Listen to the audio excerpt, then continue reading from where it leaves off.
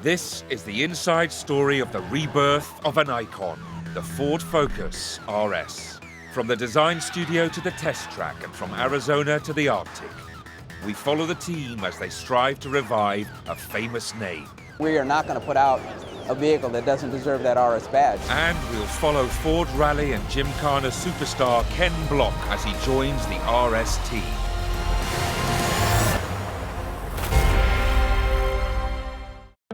Pressure is building on the RS team. Tested to the limit, some of the development engines have been failing. We run into a couple of issues. We had a couple of engines go in Valencia, but also in Germany. And so we need to sort it somehow. It's just another problem that we don't need right now.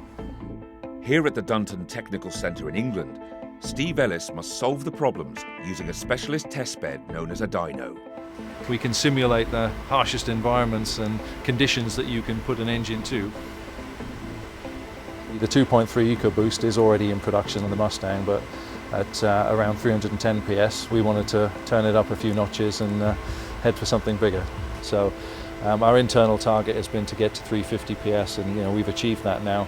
The torque is also very important, and our target for that was 440 Newton meters, 470 on overboost. It's that mid-range torque and that thump in the back that characterizes an RS. Getting the power and the torque is actually the easy part.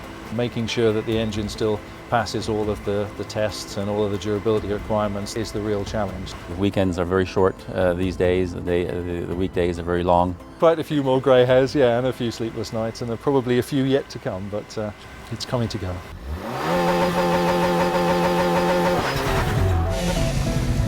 While work on the engine continues, out on the Dunton test track, Chris Caven is tuning the launch control system. You want to be able to allow a normal customer to be able to launch the car as quickly as an expert driver.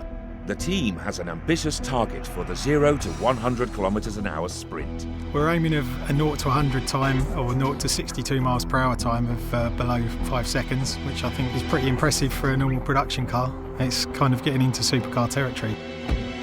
So the process with launch control is obviously start the engine, select launch control from the menu system, foot on the clutch, and then foot wide open on the accelerator pedal, and that will hold us at a predefined RPM. Then lift the clutch and off you go.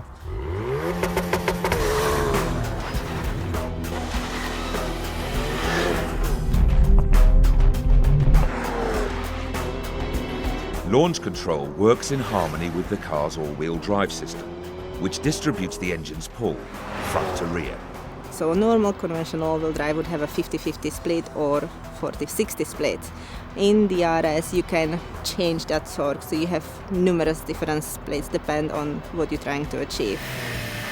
When the team's work is done here in Dunton, the car will be officially tested and the final performance figures released to the world.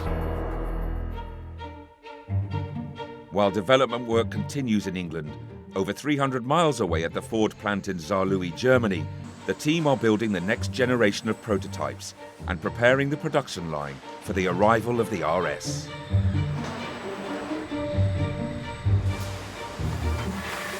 We're here in Saarlouis assembly plant in Germany, which is a plant with about 6,500 people. We're building approximately 370,000 units a year. The plant will build the RS for the world. Asia Pacific, North America, South Africa, Europe, all markets, all originated from Saarlouis. For the workforce, it's a key moment. They're building 53 verification prototypes, the cars that must be signed off for production. Each will be built on the production line as a Focus ST, minus the engine.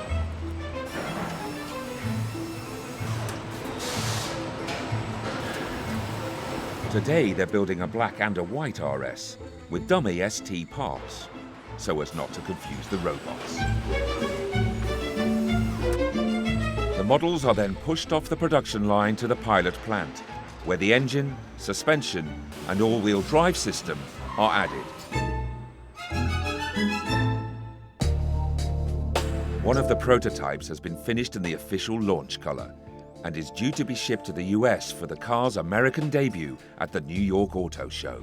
You wouldn't really tell whether it's a production car or a prototype. So we're more than happy with what we've produced. Like every other Focus leaving Saarlouis, the RS prototypes will now be sent around the world as the development reaches a critical moment. Next time, the team returns to Lommel, Belgium for the all-important sign-off drive with Ford Product Development Chief Raj Nair. Right there is perfect. That is awesome. Is that it? That's it. Wow, that is horrible. Yes. After 2.5 years of hard work, is the RS ready for production?